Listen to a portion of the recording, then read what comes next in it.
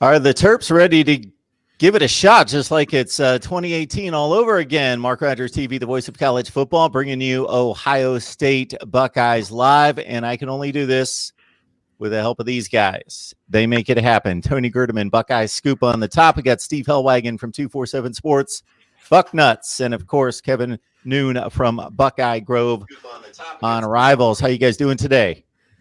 Doing good. They are doing good. The Buckeyes squeaked by Rutgers 49-27. Concerns are running rampant about defensive issues, and we will address all those concerns. All right, let's talk football going back to last Saturday. Obviously, we want you guys to bring your comments, your questions, your debate topics. Bring them in the live chat. Leave them right there. We will address those.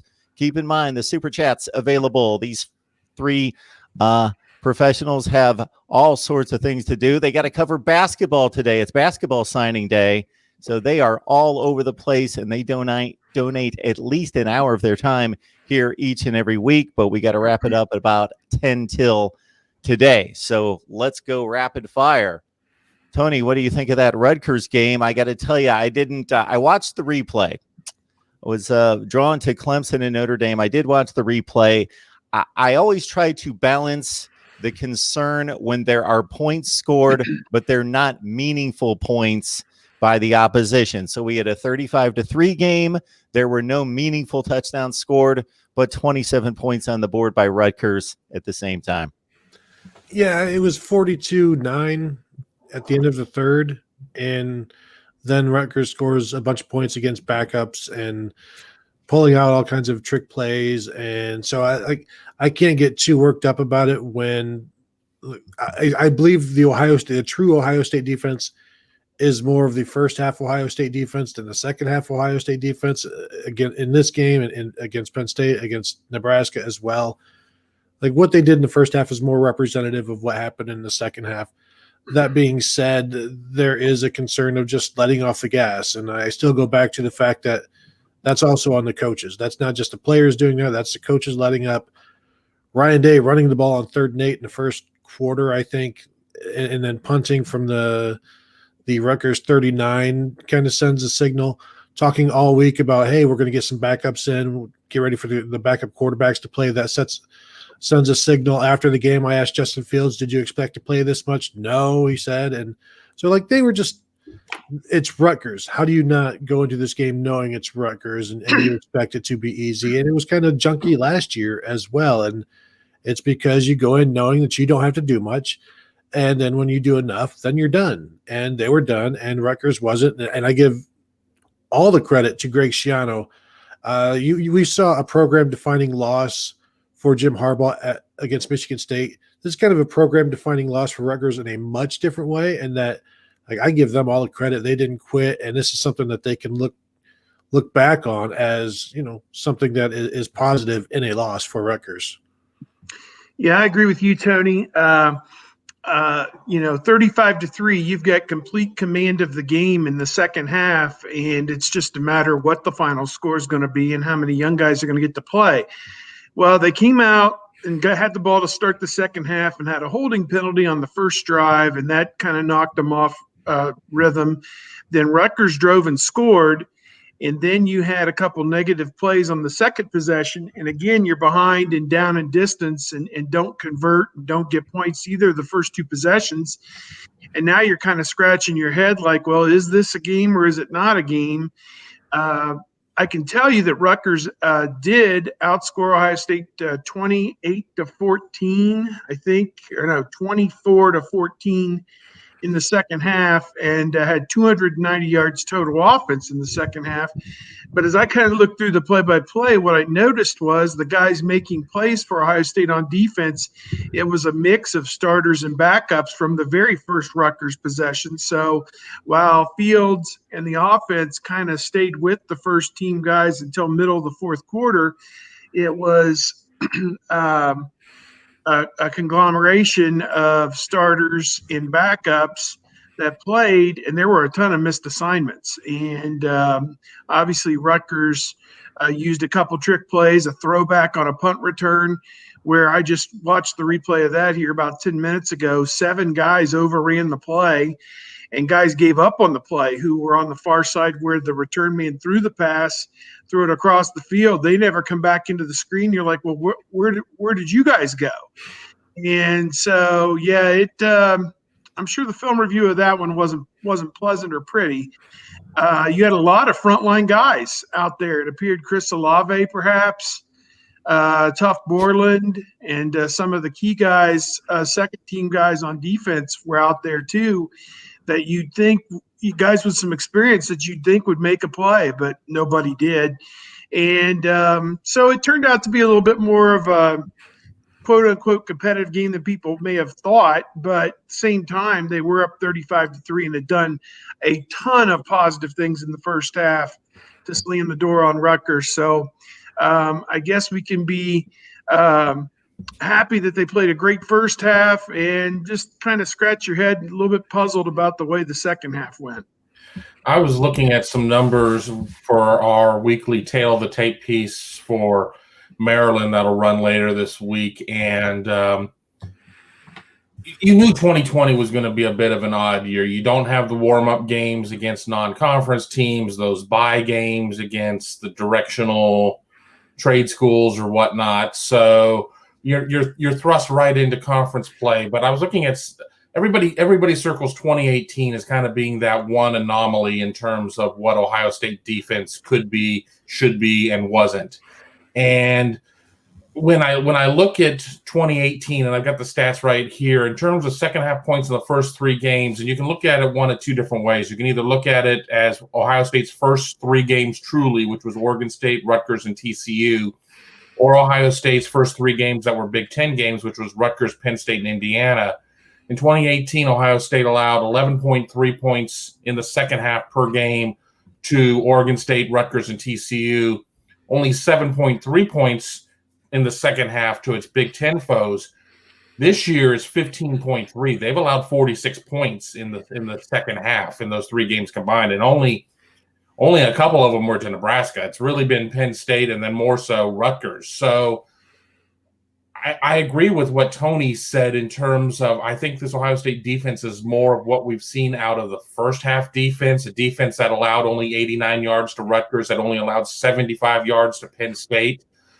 But you definitely want to see them start putting together more than just 2 quarters of defense at this point. And it's not so much about the yardage that I'm concerned with, allowing 250 in the second half to Penn State, 290 to Rutgers. It's the points. You don't lose because of yardage. But, there are some concerns there, but they do have to build that depth. I mean, already losing Cameron Brown for the year, you see what happens when they get hurt at a thin position. I think they're blessed at a lot of the other positions in terms of the front 7 that they've got some depth there. But when you look at the defensive line, and they're not necessarily generating the type of pass rush that we're used to seeing with either a Bosa or a Chase Young on the roster, they need to get some of these young pups ready to bite now. Talking Ohio State football, of course, Rutgers 49-27 last week. Another would be or used to be a Big Ten doormat. Maryland on the horizon here on Saturday in College Park. And I'm going to extend on your stats there, Kevin. I was looking the other day in regards to, I do a stock market trends kind of look across the nation, and in looking at the Terps, they lost their average Big Ten loss last year in going 1-8. And of course, Rutgers being in a different category at that point. Maryland was able to beat Rutgers by 41 and then lose 8 other Big Ten games by an average of 38 points per game. What I got to credit Maryland with is that, okay, you go 3-9 last year, 1-8 in the Big Ten. You beat Rutgers. Other than that, you are getting trampled every week. Okay, you come back this year. You lose the first game by 40 points against Northwestern, and has been established Northwestern doesn't beat anybody by 40 points. 50 years ago was the last time they beat a Big Ten opponent by 40 points. So coming off that last year, that in week 1, then you're down 17 in the fourth quarter. I don't know what the confidence level would be for any normal humans under those circumstances, facing what was supposed to be a good Minnesota team down by 17 after that run of 10 or 12 or 15 games or more. and they come back and win that Minnesota game. Then they go to Penn State, a team that beat them 59-0 last year and has beaten them 136-3 the last 3 years. And they go up there and trample Penn State, Tony. It was pretty interesting. I got to the Ohio State press box last week, I think right as Maryland was going up 21-0, and I was pretty confused on how this is actually possible. But watching Talia Tagovailoa, like that dude, I was really impressed. I was more impressed than I expected to be in that Minnesota game. And I mean, he was running well, he was throwing well, and then he did the same thing again against Penn State. And they've got good receivers. They've got a number of receivers. They've got even Jake Funk running the ball is doing well. And then you see, like, you hear random names and you're like, I remember him in Ohio State recruiting circles, like Nick Cross, the safety. They've got guys that you've heard of. And so, yeah, I think they're definitely a threat. The thing that I keep coming back to, though, is Mike Locksley as their head coach. And so there's only so much respect or the fear of the turtle thing that you can give them. And I guess as he continues to build this fence around Maryland, that's great. What are you going to do with it? Right now, 2-1 with the win over Penn State. They can bask in this for a while. The question is, will they be basking too much this week and then get exposed a little? Yeah, I think it's been a mixed bag for Maryland. I mean, it'd be hard to have three disparate outcomes than what they've had. They got absolutely demolished by Northwestern. It was 43-3. And then they were on their way to losing, certainly to Minnesota, down 17, and came back and forced the overtime and win on a missed extra point. And I believe I saw a stat that game was the first time in Maryland history they had a 300-yard passer, which was Tagovailoa, threw for almost 400 yards, 394 yards, as well as a 200-yard rusher. Funk, who seems like more of a straight line guy, he had 221 yards in that win over Minnesota. But he impressed me last week against Penn State, and then they just came out and demolished Penn State. It's 21-0. I want to know the last time they trailed anybody 21-0 in Beaver Stadium. I can't imagine when that would have been. Maybe in this downtime because of the Sandusky stuff, or somebody went in there and beat them pretty bad. But it's been a long time. It's been many years, I would think. So I think you have to give them credit. They're starting to come into their own, starting to believe that they are a quality football team, and that belief is worth a whole lot. They've got veteran guys who played right with Ohio State 2 years ago, and they've got guys who watched Ohio State hang 72 points on them, or 73, whatever it was last year in Columbus, in just a terrible game. I mean, it was just a complete non-event. And so I think it's kind of incumbent on them to stay in contact with Ohio State early and get this game into the second half, and then see if Tagovailoa can really pop something. Tony, to your point, how did they build that lead? It seemed kind of weird. They hit a couple of short crossing passes to Raheem Jarrett, and he took them to the house. I mean, I think I wrote it down. I didn't write down the exact yardage. I think one was 39 and one was like 62, something like that. And Penn State's defense was exposed for a lack of speed, lack of tackling, and everything else on basically the same play. And then somehow Funk, basically it was just a simple sweep, and he got around the edge and nobody was there to drag him down, and he took it in the end zone, and the game's over. It's 21-0, in the first half. And so I think Ohio State is expecting a challenge, and they better be up for a challenge. I think given the way that they played in the second half, I think Ohio State's going to come out firing on all cylinders early, and it helps certainly when you have Justin Fields, Chris Olave, and Garrett Wilson on your side.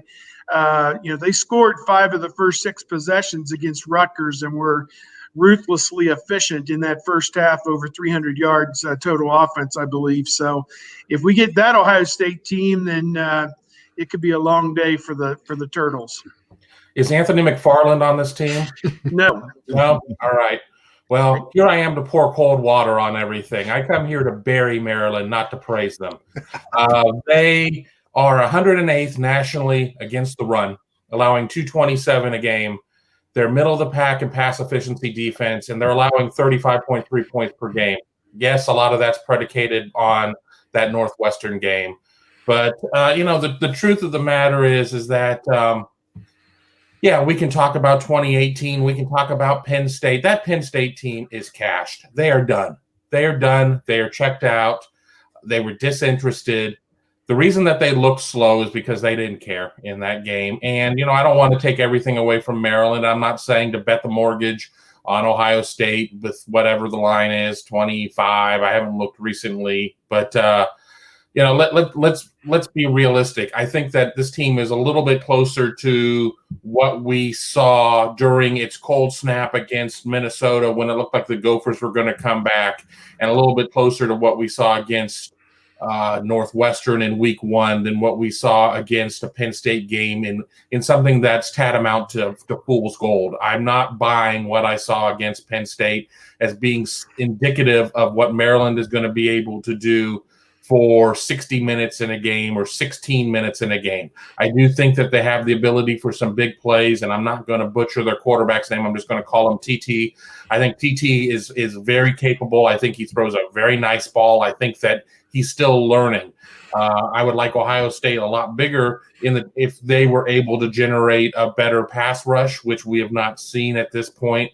But I think Ohio State's going to be able to do enough things to confuse a young quarterback in this type of situation. I think that Jake Funk's numbers are very much inflated on that Minnesota game where he ran for 223 or something along those lines against the Gophers. You take that game off the table. I know we can't pick and choose stats just to make our own argument, but watch me. I'm doing it right now. Beyond that, he's about a 90-yard a game rusher beyond that, 95, maybe up to 100. Again, not taking away anything from him of saying that he's below average, but J.K. Dobbins is not walking through that door in the Maryland backfield. So, I look at their stats and use a giant grain of salt when I go through this, because I think there's some major statistical anomalies in there that are inflating their numbers, and it would be just the same as looking at Ohio State's second halves and saying that's who the Buckeyes are. I think you need to look at the whole picture, and once again, I'm here to bury Maryland, not praise them. And when you look at all of these different stats and pick and choose or whatever, the one consistency, Maryland's defense has given up almost 36 points a game right now, and they have played Northwestern, Penn State, and Minnesota. So what is Ohio State going to do to them? A lot. That 2-1 splits, when you look at win-loss splits, Maryland defines the split. Talia, no touchdown, 3 picks, under 100 yards passing against Northwestern. They can't even score a touchdown, get into the end zone during garbage time against Northwestern. Then to Kevin's point, not only did they run up the big scores against the other two, they also got throttled defensively. Sean Clifford had to throw 57 passes. So we got and Jake Funk, think Mike Allstott. Yeah. Think Mike Rex Burkhead. Not a whole lot Alex of wiggle Smith, there. Indiana. Oh, Blake wow. Ezor, Michigan State. There you go. Ugh. Just for a couple names. I don't know why I'm thinking of them. You did much better than I did. All right. We've got a question here from Ryan. I think we already named a few of the complimentary players to Talia Tungabailoa in Jake Funk, who ran for the 221 against Minnesota. And as Kevin has said, 80 to 90 yards per game in the other two. Raheem Jarrett, one of the few 5 stars in the Big Ten, not wearing scarlet and gray. And so he's starting to show up big. And Dante Demas is a good player, 17 catches, 2 touchdowns at wide receiver. And we saw something 2 years ago that has been indicative of Maryland, even being a bad football team, is that DJ Durkin recruited speed. They had ability in areas, and offensively, they had the skill position players. They didn't have the trigger man. They haven't had a good quarterback. Talia is going to be the best one that they've had in 10 or 15 years. And the speed on defense didn't really help them because they didn't have enough. And they would have like one really good. I'm trying to think of who the corner they had like in that Ohio State game who was highly drafted. Can't think of his name anyway. They always have like two guys on defense, and then everybody else is pretty bad. So they give up the 40 or 45 points a game. But Tony, that's pretty much my take on Maryland weapons against the Buckeyes. Well, and we've seen so often in the past. I'm just looking through past years where Maryland has 6 guys who have thrown the ball, 5 guys in the season, 6 guys in the season who have thrown the ball. There have been points in the season where they're down to a linebacker playing quarterback, and if they can keep Tagovailoa healthy, that is going to be that'll keep them in more games. And after watching that first game, I was thinking, well, now you know why Alabama didn't need him around, why they let him go. And after watching like the next 2 games, you're like, oh, why would Alabama let this guy go? Of course, they've got Mac Jones and a 5-star behind him, but it seems like a good fit right now. Can they keep him healthy? They can't keep quarterbacks healthy at Maryland. So as we know, Tagovailoas have injury histories, and maybe we'll see if that plays true here in Maryland as well. But yeah, Jashawn Jones is another receiver. They've got guys, and Mike Locksley is going to continue to recruit guys. Kevin, didn't Rakeem Jarrett kind of want into the Ohio State class at the end, and maybe Ohio State was like, we don't really have room for you? Well, there was kind of a mixture there because everybody assumed Julian Fleming was going to go to Penn State, and because of that, Ohio State was going to get Rakeem Jarrett, and then all of a sudden, Julian Fleming gets sweet on Ohio State. So there never really was a belief that Fleming and Jarrett would ever be in the same class. And while there may have been some overtures from Jarrett toward the end about wanting to see what Ohio State's interest was, I mean, do you take yet another receiver if all things work perfectly when you have a class that has Smith and Jigba and Scott and Mookie Cooper? Or do you sit there and just view it as, this is just a kid who, really is unsure of his decision, and you run the risk of maybe alienating somebody in your class only for them to say, psych, and ends up signing with Maryland anyway. So there was too much risk to really get too far down that path, in my opinion. I did find it interesting. His first touchdown was a bad move, bad play by Lamont Wade. I'm not sure if the second one was as well, but Lamont Wade, another guy that Ohio State was interested in, and it was kind of like at the end, like, maybe not. And he was a 5-star corner in high school, and clearly he has not panned out because he is boom or bust for Penn State every single week. Development. Yeah. It's development. Go ahead, Steve. But that was my one word there. Penn State's development just hasn't been there.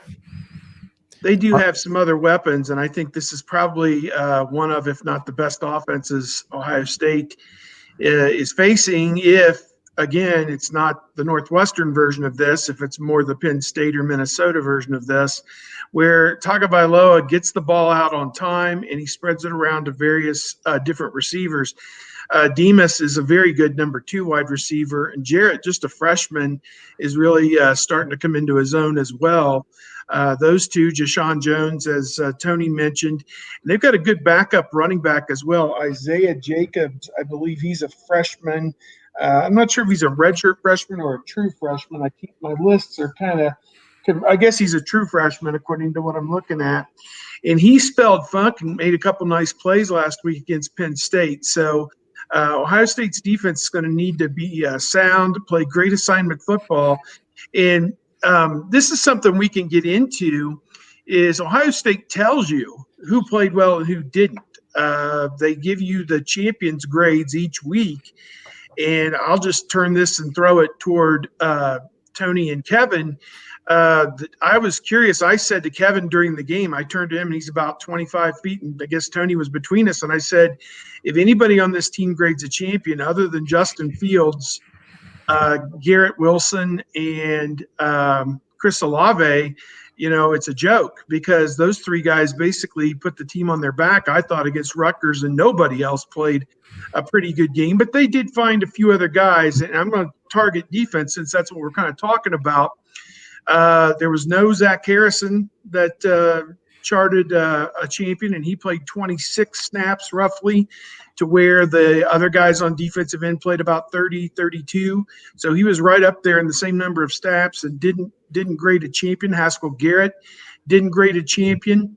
Baron Browning and Pete Werner did not grade as champions either, and they played almost every snap. So when you're looking at star power or guys or veterans or whatever in your defense that don't grade champions, that's a problem. And then over on offense, the offensive line was supposed to be built around the three guys in the middle. Josh Myers, who I don't think played very well at all in this game and may not be playing very well at all this season just yet, up to his level at center. Wyatt Davis, your All-American last year, did not grade as a champion, and certainly Harry Miller, 3 sacks given up, did not grade as a champion. Most everybody else on offense did, including the 2 tackles, Mumford and Pettit Ferrer. But I don't know. I'll throw it out to those guys just to kind of turn that corner. It's hard to beat good teams when your best players don't play their best football.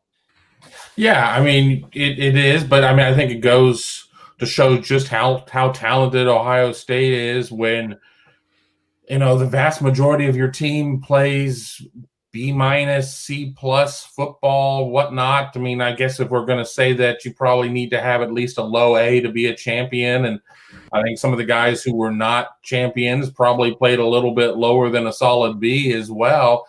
And then for them still to come out and put up, 49 points or whatever it was. But I also don't think that's, in terms of some of the coaching decisions, should have graded out as a champion either. And that was touched upon earlier. But, they are bound and determined to figure out what is going on with this run game, even though they're averaging about 209 a game so far through this season, that they are going to give up continuity and something that is aesthetically pleasing in terms of the offense, to sit there and run into the backside of their offensive line or whatnot. So, you know what? I think that if the play calling is a little bit different and they aren't as I said, bound and determined to try and run it regardless of what the situation is, Ohio State scores in the high 50s, 5 more guys end up grading out as champions magically because they're not in a situation of where maybe the interior line isn't getting it done.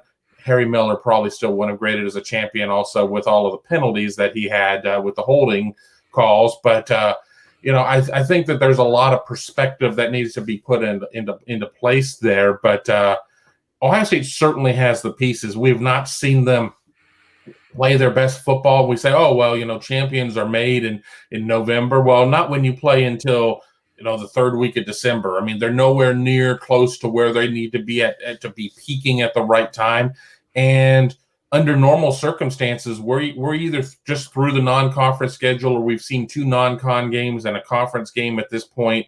And, it would still be a team dealing with a little bit of ring rust. But, some guys definitely need to execute better if this team is going to realize its aspirations that it has come December 19th and beyond. This team is good enough, I think, just to roll the dice out there and show up and win its 8-game schedule. But, beyond that, they need to be playing considerably better.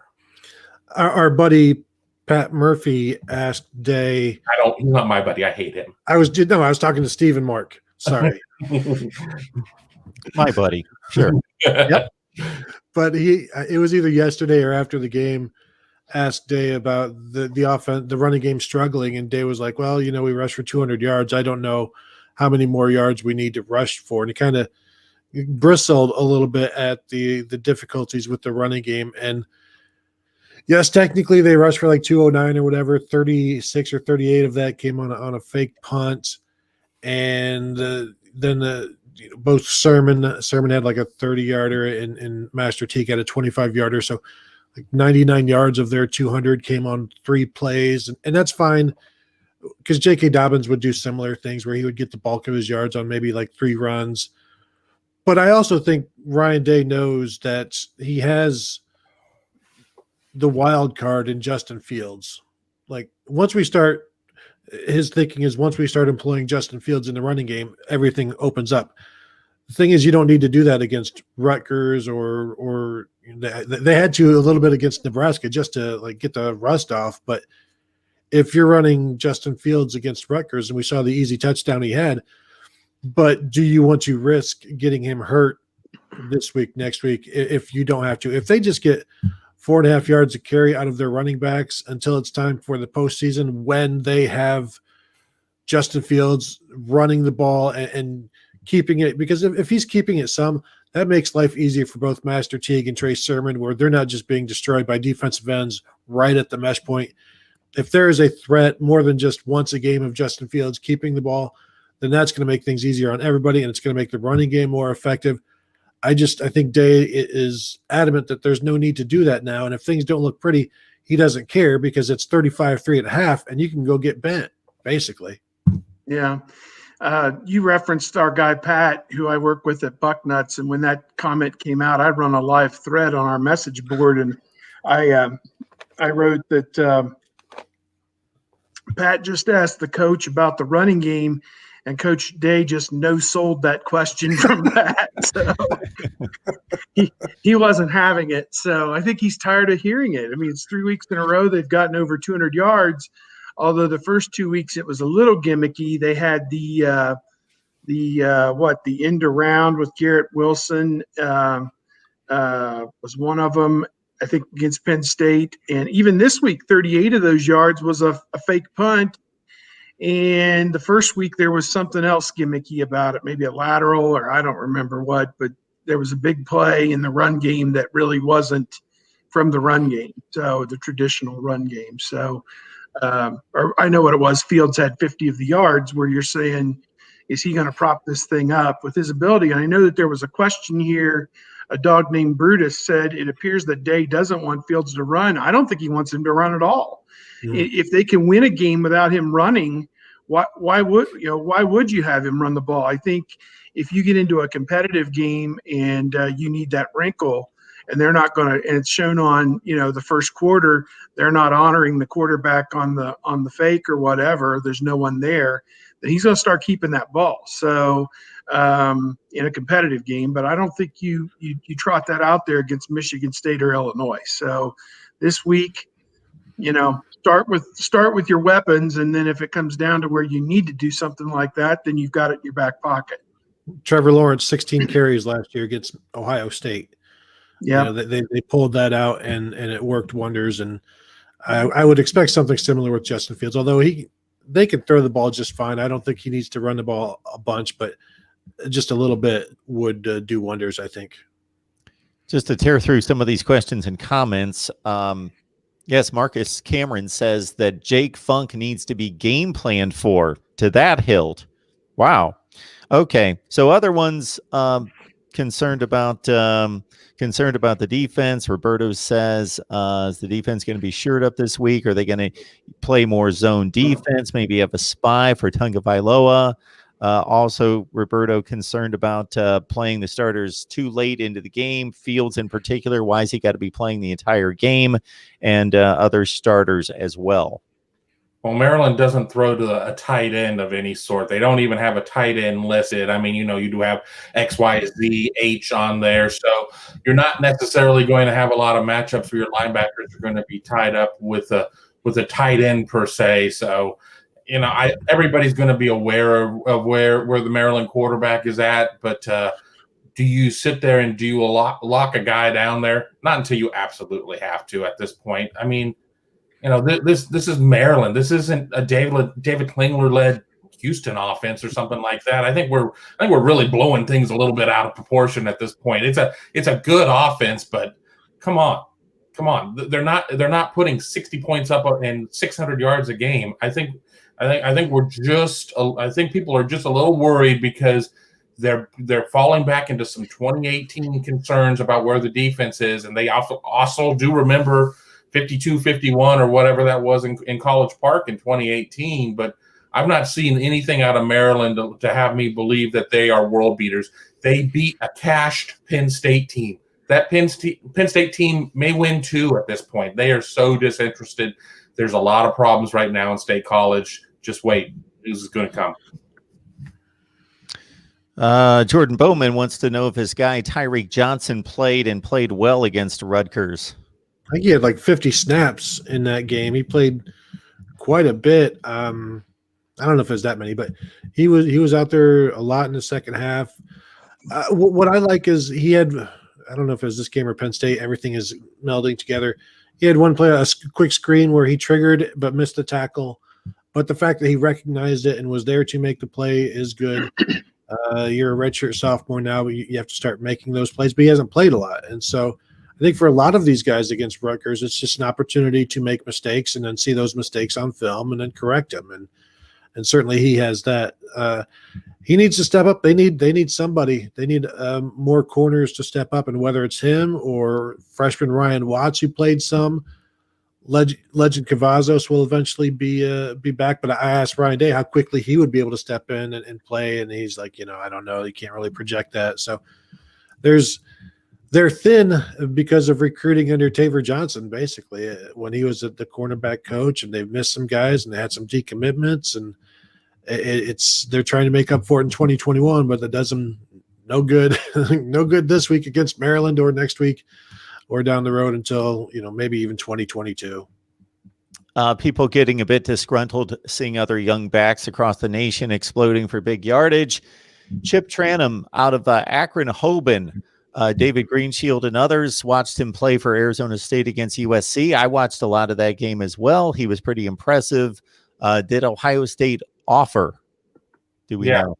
They did, but as Roberto LeBron is saying too, they were really in on Bijan Robinson and Jalen Knighton, both guys who are doing quite well. Well, I don't know how great Bijan's doing at the moment. I haven't watched a lot of UT. I don't know how much is going well for Tom Herman's team, but he's not playing that much. To see a lot of snaps in their current situations. Ohio State was getting both of them until Ohio State was getting neither of them. And at that point, the back that's in question really had already kind of made his bones about where he wanted to go. You get into that Herm Edwards system, and he's going to ride you and ride you and ride you and ride you. And, there was no real opportunity to get back in the mix there. And, that's kind of how that one went down. First game of the season, Bijan Robinson tried to do one of those leaps over a UTEP player. Did you see that video or the picture? I saw it live. I thought he was going to die, honestly. Yeah, he was like bent into a pretzel, like on his head. And he came back pretty well, like just a couple of weeks after that. But I shouldn't say he's not playing much. He's not shouldering a lot of the offense, but he gets a few carries per game. We also want to know if Justin Fields leaves the game, do we definitively know who the backup quarterback would be? We don't. I'm looking at Tony's face. I don't think we do. No. I think, and I don't think Ryan Day's in a real hurry to name somebody. It would be interesting interesting is not a good word. It would be enlightening if Justin Fields was to get dinged up. Not that anybody, perish that thought.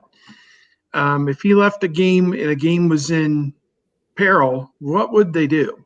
And there's a sentiment that maybe they would go with Hoke as just a caretaker to kind of bridge the gap and get him through it, as opposed to putting a freshman in the game who could make a turnover or a bad mistake to lose it. And I don't think we truly have the answer to that question, and Coach Day's not answering that question. He'll give you his standard, it's week to week. We watch the guys on Tuesday and Wednesday make decisions based on it. Look, going into the first game, it was Jack Miller who had been the most impressive, and that's why he got the spot. Then in this last game, I think for the last snap, they threw C.J. Stroud a bone and said, go run the timeout, and that was that. So, that's really not much of a stint to go out and do a kneel down or whatever, but or whatever the last play was. I was too busy writing to know exactly what they were doing. But Hoke hasn't played, to my recollection, in any of these games. And again, it's a mystery. Nobody really knows, and we won't know until that moment comes. And deep down, you kind of hope you never have to find out what would happen if Fields were to leave in a competitive game situation, who would come on. Last year against Michigan, he left midstream, and Chris Chuganoff came in and ran a few plays, and then Fields came back in, kind of almost a miracle after he'd sprained his knee or whatever that was, or re-sprained it, I guess, because he'd gotten hurt originally against Penn State. So I don't know. I'm not going to lose a whole lot of sleep over it because really there's nothing you can really do or say about it that's going to change the situation. When that time comes, either they got somebody ready or they don't.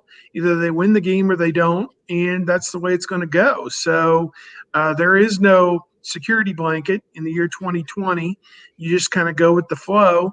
And this is an endemic of where things are at. If the kid from Texas hadn't left, you'd think he'd be the backup, but he wasn't happy being a career backup. So he left, and you're kind of put in this precarious situation. But the good news is you got two good young ones there who seem intent on staying at least till they get this figured out.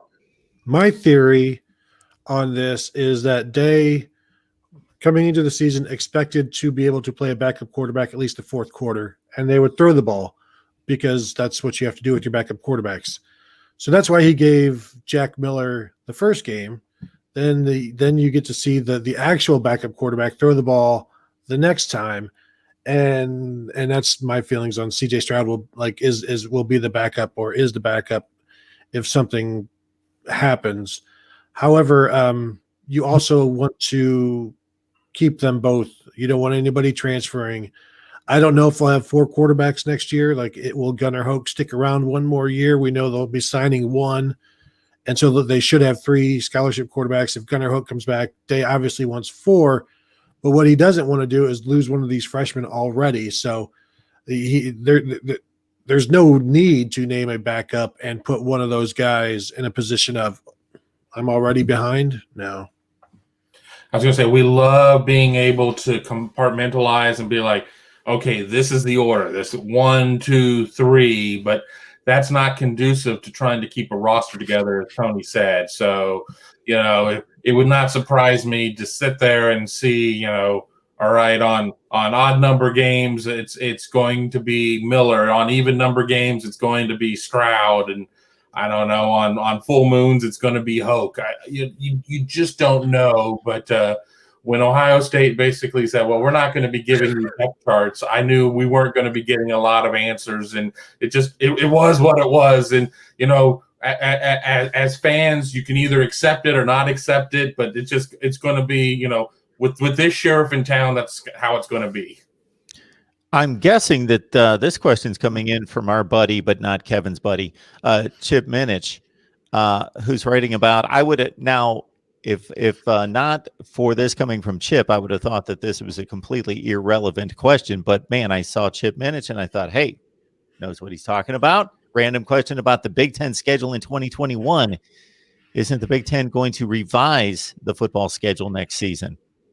No, I have not heard any evidence of that. I think they're going to play it as scheduled, as contracted. I think Ohio State's supposed to open at Minnesota on a Thursday night, I believe, next year, first week. And there's no reason to revise the schedule because essentially you played a shell of the 2020 schedule this year and maintained most, if not all, of your home and home integrity that you had with your division opponents. I think there may have been a one-off somewhere that got changed, but I don't see that. They go to a lot of trouble to write these schedules to begin with, and I don't think they're going to spend 1 minute of time revising it. I think the interesting thing that we have to come to grips with is Oregon. Is Ohio State going to host Oregon next year? And what would seem to make sense is that Ohio State and Oregon agree on a year sometime in the future where Ohio State will return a visit to Oregon, or they rewrite that to where it is a bye game or whatever, and just a one-off, kind of like when Oregon State visited a couple of years ago, or 2 years ago, I guess, 2018. So to me, you want to keep Oregon on your home schedule if you're Ohio State. That to me is a bigger question than the Big Ten. I don't think the Big Ten is going to make any changes to any of its future schedules at this point. Is that game going to be? They're going to move it to Jerry World, just play once, and just put it in Jerry World? No, they're going to play it at Ohio Stadium where it should be played. I would think. And maybe we'll even have fans by then. Well, dare to dream. Well, we're hearing some positive things about vaccines and different things, but I think there's no fast ending to this, as we all know. We all are living it, and we've made it this far. God bless, and I feel bad for anybody who came down with it or has come down with it, and I'm doing most everything I can to avoid it. So just take the precautions, I guess. NH with an excellent transition to a bit of a promo here. Awesome channel, Mark. Love it when you, Tony, Steve, and Kevin get together to talk Buckeyes. Want to let everyone know that the super chat is available. And also, if you personally own a business, have contact with anyone who owns a business, could sponsor the show, or would have any leads to a sponsor, we want to make this viable. We want to make this something that is going to continue and last and be of worth to all of you.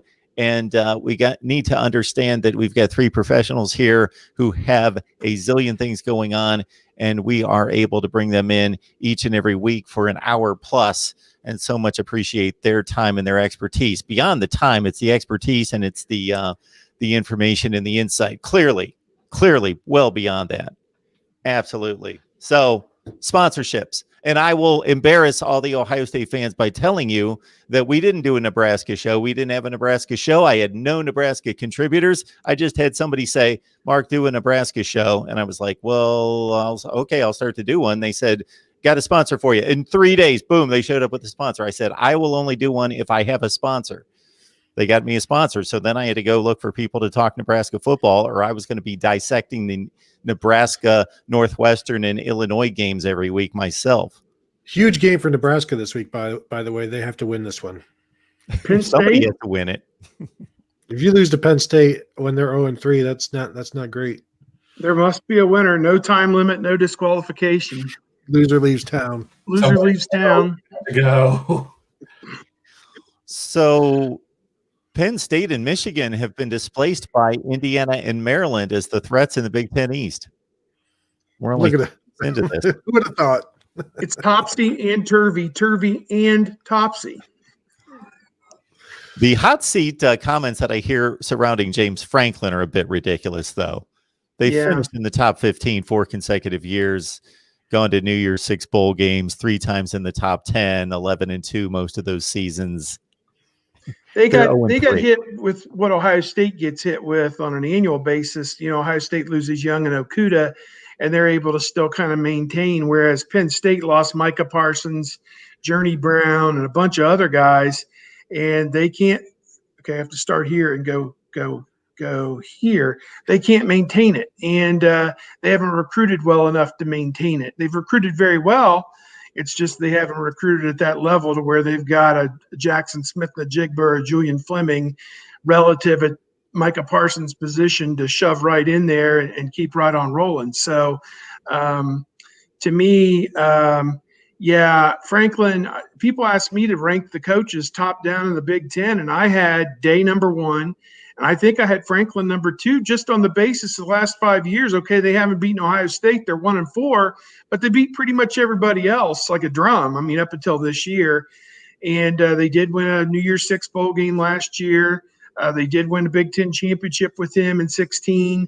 You better have my guy Pat Fitzgerald up there, Steve. Oh, I do. And, guy. I think Pat Fitzgerald would be a great pick at Michigan. I mean, he probably makes 4, maybe 5 at Northwestern, and Michigan could pay him 7 or 8. But it's not necessarily even about the money, as Luke Fickell showed. With Michigan State, they wanted to give him 5 or 6, and he's like, "No, I'll stay here and make 3.5 or whatever he makes at Cincinnati, because he's got a better job. As of at least a better position this year." I don't know. I think Fitz is really entrenched at Northwestern. It'd be hard to get him out of there, but he can recruit kids from stringent academic backgrounds, the prep schools, the academies. And, so I think he'd be a good one for Michigan to back up the Brinks truck, because he's a great football coach. I know you guys need to scoot, so go right ahead. If you want to spit out a score on your way out, go right ahead. Kev? Damn it! I wrote it yesterday for my site. I'm. Got to give me a second. I got to find it. We can redirect people. That's cross promotion. 52-24.